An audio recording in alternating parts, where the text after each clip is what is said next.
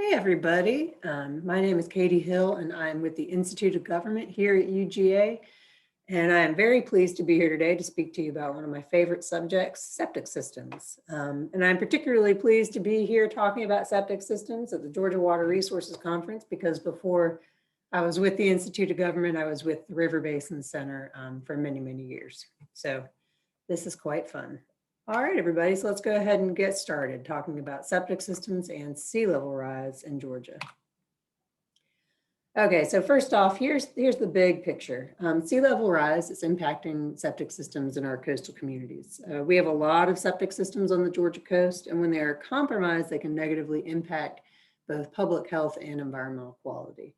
And now sea level rise is going to be impacting systems in a number of ways: increased and more serious flooding related to storms.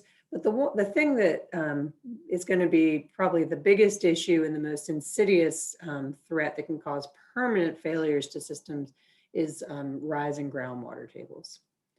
And we'll talk a little bit more about how this kind of happens and what it looks like in just a minute. So there are a wide range of policy options for dealing with this problem, and we are going to need to utilize different combinations of different policies in communities depending on their specific characteristics. And we would like to have all of these different policy options available to be used in order to adapt to sea level rise in the best way possible. Now in Georgia and in some other states, sea level rise has thus far been a local endeavor. Local governments have kind of been the ones taking the lead in most adaptation efforts.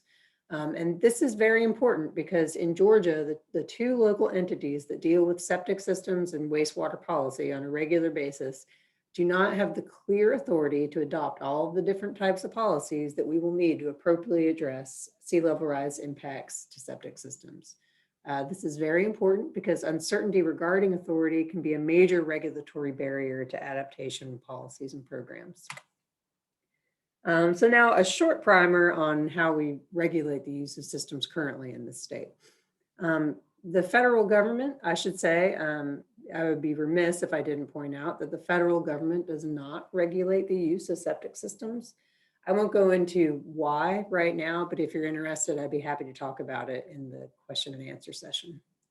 At the state level, the legislature has adopted statutes that identify the Department of Public Health as the state agency charged with overseeing the use of septic systems. The laws require DPH to adopt rules and regulations on the types of systems that can be used in the state, installation requirements and permitting, minimum lot sizes, and other siting requirements and other topics. At the local level, county boards of health adopt these minimum standards, and their health departments are the boots on the ground who actually go out and get things done. Local governments are generally only indirectly involved in septic system regulation through their land use powers. They adopt land use planning and zoning maps that might dictate where septic systems can be used and where they are prohibited and require minimum lot sizes. They have development standards that might require things that, that impact the placement of the system as well. So what are we talking about exactly policy-wise? There is a much wider world of possibilities than what I've included here, such as education and outreach, financial assistance programs, and even adaptation strategies that might involve moving homes and businesses. But what we're focusing today on are the real regulatory tools that dictate where systems go and what types of systems we are using and how in the somewhat near future. And these would be in the categories of development controls in vulnerable areas, requirements for new development or new systems, and requirements for existing development and systems. For development controls, we might be talking about identifying areas in a community that are likely to not be able to support septic systems in a certain number of years because of, say, rising water tables, and either prohibiting new development prohibiting new development utilizing septic systems in those areas. For the development that is allowed to occur, new development requirements, We might be talking about making sure the septic system is farther from other property lines or surface waters, that alternative systems that can operate properly despite sea level rise impacts are installed, and that they are installed according to siting factors to make it more likely that they will continue to work appropriately for some time. For existing systems, we might be talking about adopting inspection and maintenance requirements to make sure the systems are doing all right out there. Repair and replacement requirements that might require these alternative systems or stricter siting factors, or even connection to sewer or other types of multi-home treatment systems.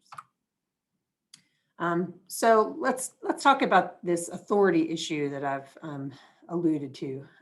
So first, let's talk about the county boards of health. Since they are the ones who are most directly involved with septic systems, they are kind of the reasonable thought when you say the reasonable agency to think of when you're thinking, well, who's going to deal with the septic system and sea level rise problems? Well, let's get into that.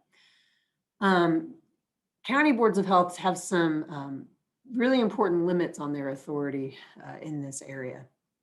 All right, so first off, Georgia's statutes and regulations concerning DPH and Board of Health regulation of septic systems are based on public health issues.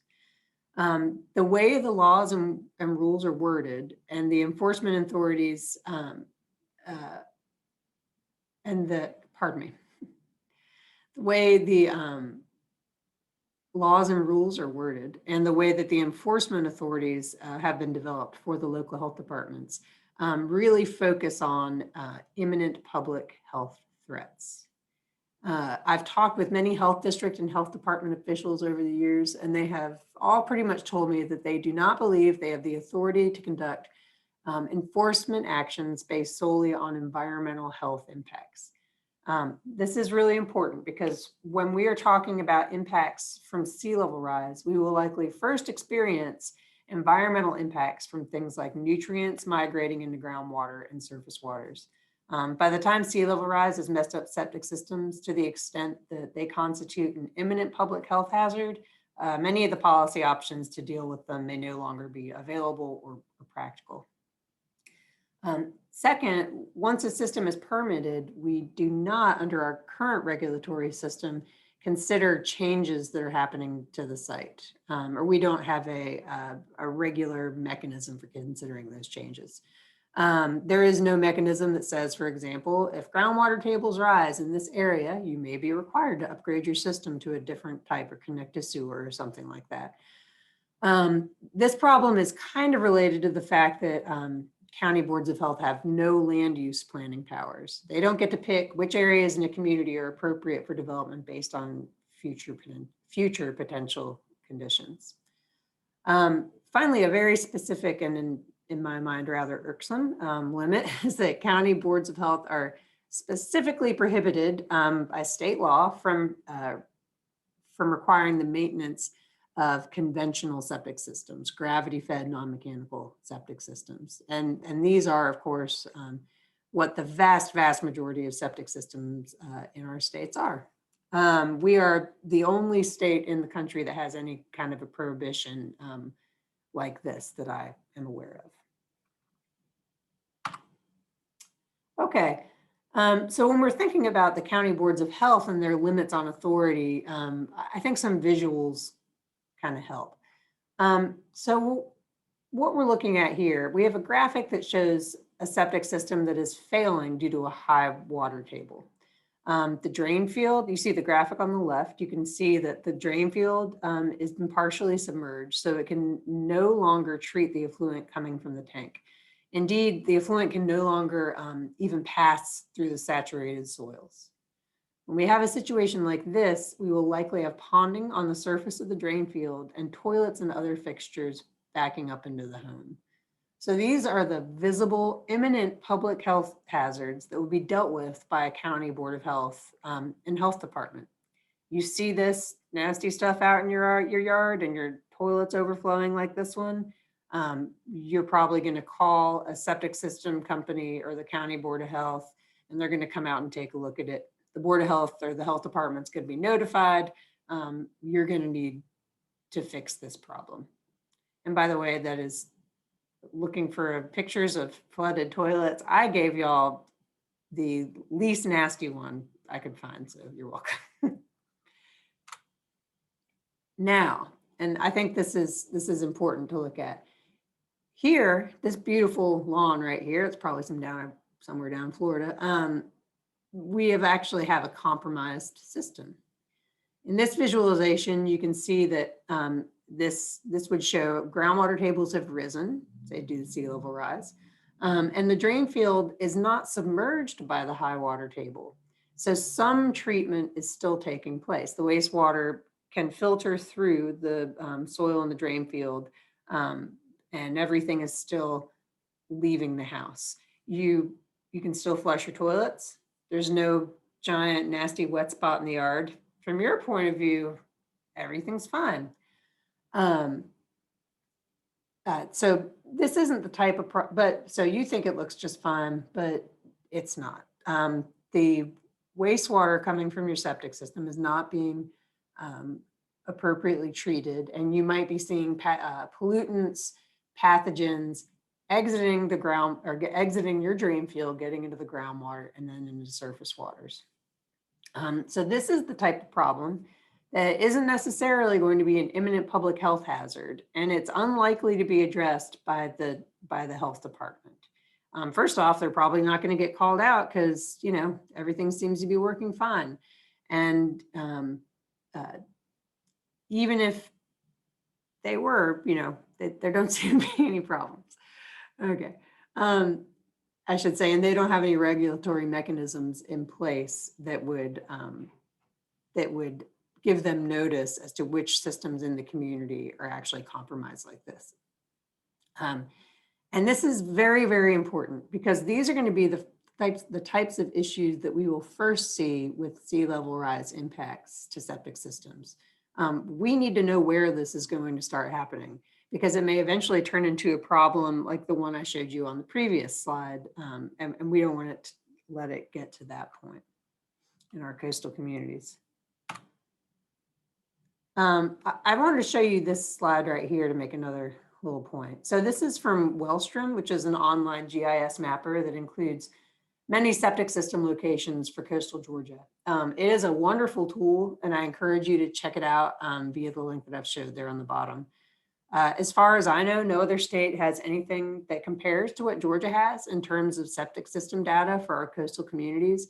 And this is superb. And this data was collected in large part, or these data were collected in large part by staff at UGA, particularly at Marine Extension. So what are you looking at? You're wondering, what the heck is this? This is a high density cluster of septic systems in Glenn County that are adjacent to an impaired waterway. I think it's a subdivision of some sorts near the Turtle River. I am not picking on this particular development. I know nothing about this development. I just went on Wellstrom and looked for this scenario, high cluster impaired waterway. There are other examples. I just wanted to use this as a visual to show you that, to make this point. Even if these systems were collectively all together, because of all their little inputs of pollution, collectively contributing to water quality concerns in that river, the County Board of Health would likely not be addressing them unless they were also creating an imminent public health hazard. And when sea level rise impacts septic systems, it will impact large groups of densely sited septic systems that are adjacent to surface waters, just like this development. And other systems. As I said before, county boards of health don't really do anything with changes to the sites where septic systems are located, unless it really results in a kind of a major problem that gets their attention. There's not much more to say on this point, but I thought this visual might be helpful. So Georgia Public Broadcasting has done some reporting on septic systems and sea level rise in recent months, which is pretty cool. And in this story, they spoke with a couple whose property is regularly flooded due to sea level rise. They have a septic system and their site is obviously changing, but this doesn't trigger the health department to come out and take a look unless they end up needing to repair or replace their system or a neighbor reports them, or they request that they come out and look for it, something like that. Finally, the prohibition against conventional system maintenance is also problematic. System maintenance involves making sure the system is working all right and pumping out accumulated solids in the tank, and it can help identify systems that are being impacted by rising water tables, and also potentially improve their function.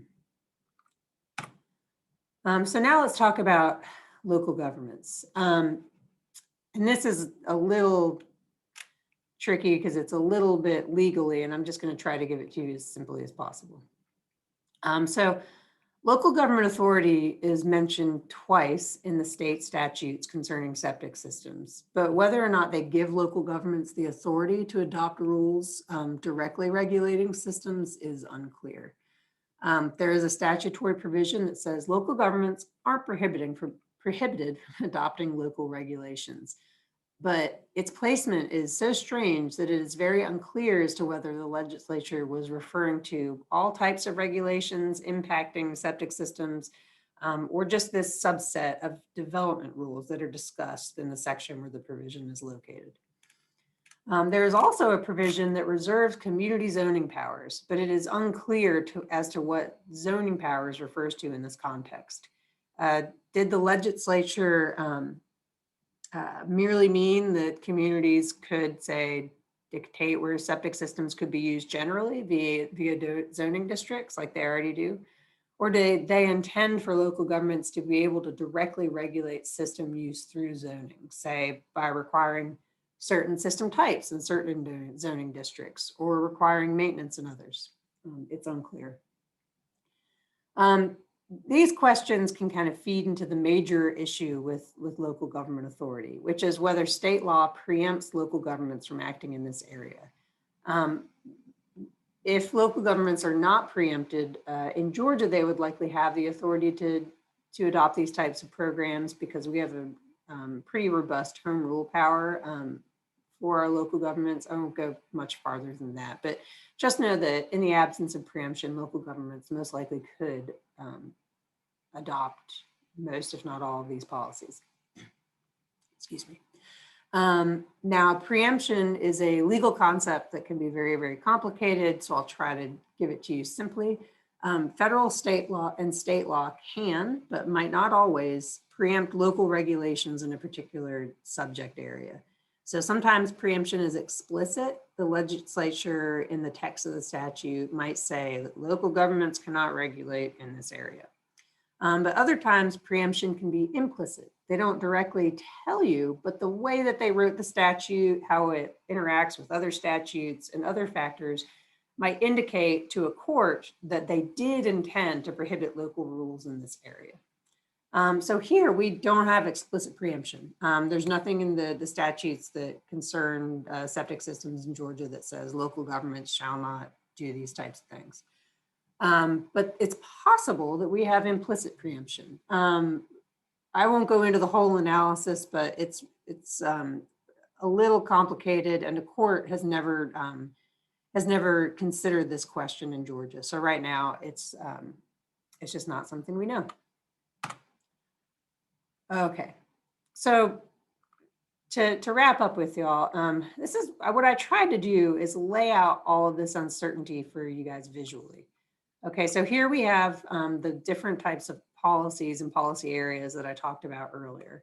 And you can see, you know, green is somebody has clear authority, red, no authority, and then yellow or orange, whatever that is, the authority is uncertain. Here it looks pretty good. You've got, you know, looks like somebody has clear authority in almost all of these areas, except for perhaps the maintenance requirements. So, you know, we might not be too worried about our system of regulation looking at this picture. But if the purpose of the policy was sea level rise adaptation, the picture becomes much more uncertain. Now we have a lot of these boxes that have uncertainty in terms of the authority, and no clear entity that has authority. As I've discussed, county boards of health and health departments seem to be hamstrung in their ability to address problems that are not imminent public health threats. So they might not be able to adopt many of these policies if they are designed to address sea level rise, because the problems they are not, or the policies will not be dealing with these imminent hazards, but rather preventing those that might happen sometime in the future. And some of these policies might not be focused on public health at all, but rather on environmental quality or some other metric. So when we put the sea level rise lens on top of the policies we might have, it gets a lot more muddled. Okay, I am running out of time. So really quickly, what's to be done? Local governments should be engaging in land use planning for vulnerable areas. And they could adopt these other policies if they're comfortable with the risk that a court could find that local governments are preempted. Boards of health, they should be working to identify policies that do support their public health goals and prevent these health hazards, but might also be useful for sea level rise adaptation. Or like with local governments, they could adopt other policies with the potential for them being struck down in a court. The state government, I believe we have plenty of opportunities here. The state legislature could amend statutes, and the Department of Public Health could work on the rules to clearly allow boards of health to regulate for sea level rise adaptation and environmental harm. Or they could clearly give local governments the authority to work in these areas. I won't go into the federal government, but there's been some talk lately about maybe septic systems being included under the auspices of the Clean Water Act. I'd be happy to answer questions about that. And another thing I'd like to point out to all y'all out there, you smart researchers, is what's to be done with research. We do need more information on this topic. In particular, I think the information about the public health impacts of septic systems would be very critical, especially in our lower income communities and communities of color who are disproportionately impacted by things like this. We need to have better information on exactly how sea level rise will impact groundwater tables. We probably need much more regional or community specific information here, and we need to refine our methods and models. We need to identify which alternative system technologies are going to be working better under changing conditions. And we also need to understand the cost of our policy options and what types of other funding mechanisms are available for these policy options. Okay, so I'm all done, and there's my email address. You can always reach out to me, and thank you very much. Y'all have a great day.